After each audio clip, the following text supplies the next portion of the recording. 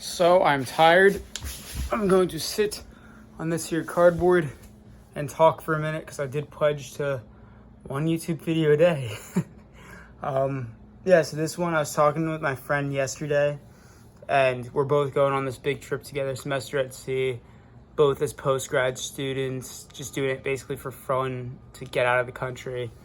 And he's done all this research on like what outlets to buy, what outlets are on the ship, visa research, just all these things. And I honestly, I live day to day, so I've barely been thinking about the trip. I'm just like, oh, it's out there, like it'll creep up on me. I'm just trying to enjoy my time in New York, back home. And he's so much more prepared than I am, and I was kind of like, dang, like I'm falling behind here, you know? And there's all these webinars that my mom is sending me, but I just remember living the present moment. And honestly, like, the more you worry about a trip, the more problems that will arise, you know? Like, ignorance is bliss, always, you know? And if I'm just ignorant to the problems that I'll face, I'll be blissful. I'll be happy. So that's just like one little thing I wanted to tell you guys. If you're worrying about trip, please watch this and journal all your feelings out. Ask yourself, what do you want to get out of this trip? What are you really trying to prove to yourself? What are you trying to learn? Really come up with, that's so huge. Come up with a purpose for your trip, you know? A lot of people, you book a vacation maybe because it's been on your bucket list for a while, but there's a reason that you booked it, you know? There's a reason that you're doing it. There's something that you're trying to learn, something that you're trying to get out of it, and really put that to paper, what you're trying to get out of it, and your trip will just go so much better. And you could say the trip is a success if you did get that one thing out of it.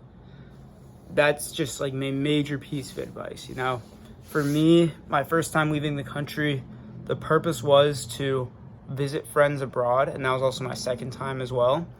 Then for my third trip, which was 2 months in Israel, it was to see what it was like living in another country, and if I could do it, and if I could work a day job and still interact with new people, and also just bring up my confidence and realize who I am.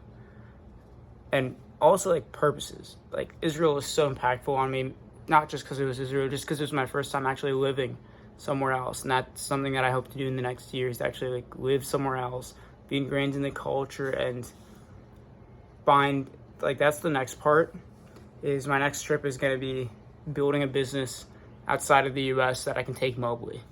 So after this semester at sea thing, and that's part of the semester at sea thing too, it's learn how to make money while abroad. But that one is just to disconnect.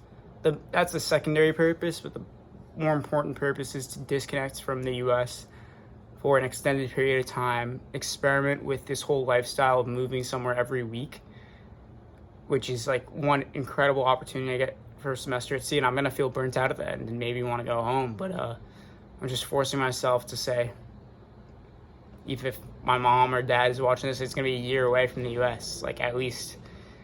And that's really, every time I say that, I'm just wow, that's something that I'm bracing for. And just that shock in December being next flight, I'm going to here, and that's how it's going to be. That's going to be insane. Anyway, I have to get some sleep, guys. So enjoy the rest of your day. If you're watching this in the future, don't worry about your trip too much. It's going to pan out as it's supposed to. Just have that purpose, and trip will be a success as long as you fulfill that one purpose. I'll see you all in epic travels, guys.